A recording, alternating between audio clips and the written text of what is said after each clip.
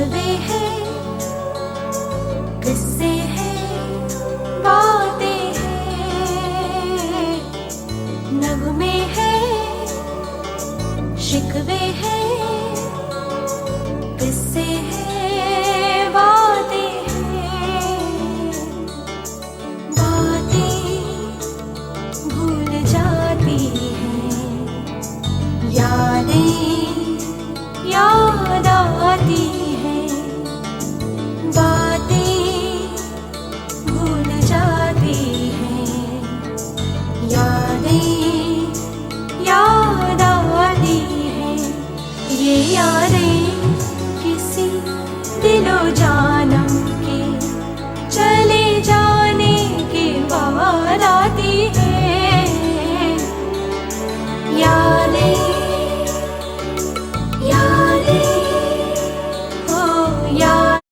हे hi hello everyone, नमस्ते, जय Shri Krishna, Sat Sri Akal. Welcome back to my channel. मैं हूँ आपकी ग्रीष्मा। सो बहुत टाइम के बाद मैं ये व्लॉग बना रही हूँ। बहुत टाइम के बाद एक्चुअली जनवरी में मेरा लास्ट व्लॉग आया था, उसके बाद नहीं आया है। सो मैं अभी ये व्लॉग बना रही हूँ एंड बड़े दुख के साथ कहना पड़ रहा है कि मेरे daddy Sanjay Pathak who was the only one जो अभी थे मम्मा के बाद में मेरे साथ, दूर थे लेकिन साथ थे और पास में भी थे, बट अनफॉर्चुनेटली इज़ नो मोर। और हाँ, ये सब बहुत अचानक ही, बहुत जल्दी ये सब हो चुका है। मुझे खुद को नहीं समझ में आया कि इतना जल्दी कैसे ये सब, मतलब हम लोग ने खुद ने नहीं सोचा था। और अप्रैल में डैड आँख को लेके हम एक्चुअली, उनका एक आँख का ऑपरेशन ऑलरेडी हो चुका था। The another one was about to like उनका होने ही वाला था। बट अप्रैल में मैंने इंस्टा एलएम करके, जो एक लेग की कंपनी है, आर्टिफिशियल प्रोस्थेटिक लेग्स वगैरह बनाते, सो उनसे मेरी बात हो चुकी थी डैडी को लेके। सो उनका सब प्रोसीजर चालू होने वाला था, बट अनफॉर्चुनेटली क्या बोलते हैं, डैडी का विल पावर बोल सकते हैं, या बोलते हैं ना, डैडी ने हार मान लिया। और इसमें अभी ये नहीं कहेंगे कि किसकी क्या गलती है क्या नहीं, जहाँ पे रह रहे थे। I don't want to disclose anything, but हाँ, वॉज दी ओनली चाइल्ड मेरे मम्मा पापा का। सो मम्मा पापा, लाइक पापा यूज टू टेल मी, तू ही बेटा है, तू ही बेटी जो है। सो हाँ, हमने, मतलब मैंने किया उनका अग्नि संस्कार, जो भी होता है सब कुछ। And I really don't know वो फीलिंग क्या थी डैडी को, जब मैंने, बोलते ना वो अग्निदाह हम लोग में बोलते, वो किया। और उसके बाद ना वो बहुत अजीब फीलिंग होती है for a female. It's a very weird feeling कि वो अग्निदाह देने के बाद में मुझे ना बहुत डैडी की याद आती है, बहुत रोना आता है, लेकिन मैं रो नहीं रही हूँ। आई डोंट नो व्हाई, बहुत अजीब होता है। ऐसे ऐसे लगता है कि दिल नहीं अभी दिए, दिल ना पत्थर बन गया है अभी, ऐसा फील हो रहा है मेरे को। हाँ, सो अभी ये सब किया and he was a very good soul. बहुत अच्छे आदमी थे। हम मराठी में बोलते ना, देव मानुस, भगवान का आदमी वैसा। बहुत अच्छे थे। But I don't know why कि डैडा के इतने सारे फ्रेंड्स थे, इतने अच्छे अच्छे हम लोग के रिलेटिव्स थे, मेरे को पता नहीं क्यों कि जब ये सब पता चला तो बोलते ना, जो एकदम क्लोज थे ना, एकदम क्लोज वाले, वही आए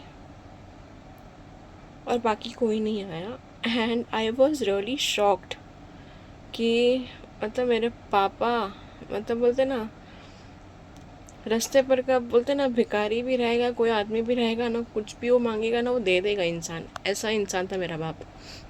आई डोंट नो व्हाई, क्या हो गया, बहुत सारे लोग क्यों नहीं आए या जो भी था, I don't want to know the reason also, but हाँ ठीक है, ऊपर वाला है, सब देख रहा है, सब होगा।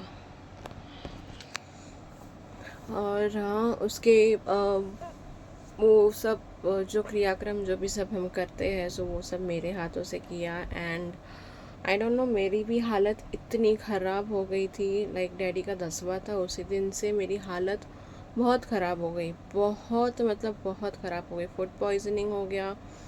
अनफॉर्चुनेटली मेरे को अचानक से डैडा का जो लास्ट डे था, जो 12वीं 13वीं जो बोलते हैं, उसके बाद ही मुझे इतना अचानक हैवी ब्लीडिंग चालू हो गया था। सो मेरी हालत इतनी ख़राब थी कि मैं बेड से उठ भी नहीं पा रही थी। मैं अभी भी मैं बेड पे उठ के बैठी हूँ, बट मैं घर पे थोड़ा बहुत जो काम रहता है वो कर सकती हूँ और कुछ नहीं। I don't know what exactly happen, but हाँ बहुत हालत ख़राब हो गया था। इतना सब कुछ हो चुका है ना ये 2 साल के अंदर, मतलब सब ऐसे लगता है सब तहस नहस हो गया है सीरियसली। मम्मा चले गए, दादी चली गई जान में, और अभी 2 या 3 महीने के बाद ही डैडी का ऐसा हुआ अचानक। सो बहुत ही ज़्यादा बोलते ना अजीब लग रहा है कि मतलब ये क्यों हो रहा है, और मेरे पे क्या बीत रही है वो मुझे ही पता है, और मैं ये एक्सप्लेन भी नहीं करना चाहती किसी को, क्योंकि ना आई हैव मम्मा जाने के बाद में दुनियादारी बोलते ना सब दिखा दिया मम्मा ने मेरे को, ऊपर वाले ने भी। So just check it.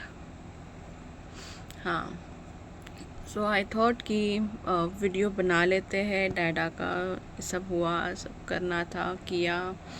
And हाँ, और सबसे बड़ी बात कि अनफॉर्चुनेटली मेरे और मनल के पास में उतना बैकअप था भी नहीं कि हम लोग बोलते ना कैसे करेंगे क्या करेंगे। हाँ वी हैड सम सोर्स, वो हमको पता था, बट ऊपर वाले को भी पता था और डैडा को भी पता था कि मेरी बेटी अकेले हैंडल नहीं कर पाएगी, मेरा जमाई भी उतना हैंडल नहीं कर पाएगा। हम लोग ने क्राउड फंडिंग किया पहले तो हॉस्पिटल के लिए, ठीक है, और वो भी ऐसा मतलब इतना ही अमाउंट आया कि मतलब ऊपर वाले को भी पता था कि मतलब ये जो भी सब ख़त्म होने वाला है 2 दिन के अंदर। सो उतना ही बिल हुआ हॉस्पिटल का, और उसके बाद में भी काफ़ी सारे खर्चे होते हैं, ऐसे नहीं कि खर्चे नहीं होते। इंसान चले गया हो गया सब ख़त्म हो गया, ऐसे नहीं होता है। प्रॉपर रिचुअल से सब कुछ जब करते हैं ना तब पता चलता है कि कितना। और लिटरली मैं और मृणाल से वैसे बैठे थे कि कैसे क्या करेंगे क्या होगा। हाँ हमको एक सोच तो था हमारा, हमको पता था, लेकिन वी वाज जस्ट लाइक क्या करना चाहिए क्या नहीं। फिर धीरे धीरे धीरे सब जगह से डैडा के फ्रेंड्स थे बहुत सारे, और हमारे भी फैमिली में थे, मेरी आंटी के रिलेटिव भी थे।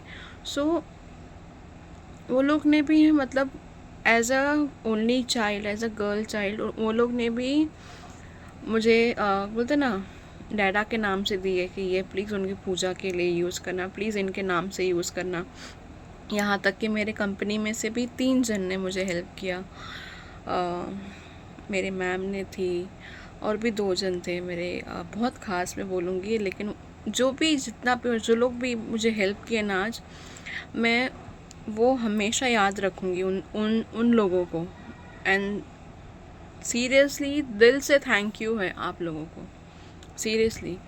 और सब कुछ इतने अच्छे से हुआ लास्ट में भी, जो हम लोग में बोलते हैं गुजरातीज में बोलते हैं कि दान करना पड़ता है। मतलब डैडा बड़े थे तो डैडा के नाम से ही उनके भाइयों को, और जो चाची थी मेरी दोनों, उनको, फिर मेरी बहन भाई सबको करना पड़ता है, और जो भी आते हैं उनको कुछ ना कुछ एज अ भेंट टाइप बोलते हैं ना देना पड़ता है। सो वी अच्छे से होगा, बहुत अच्छे से हुआ मुझे तो लग रहा है।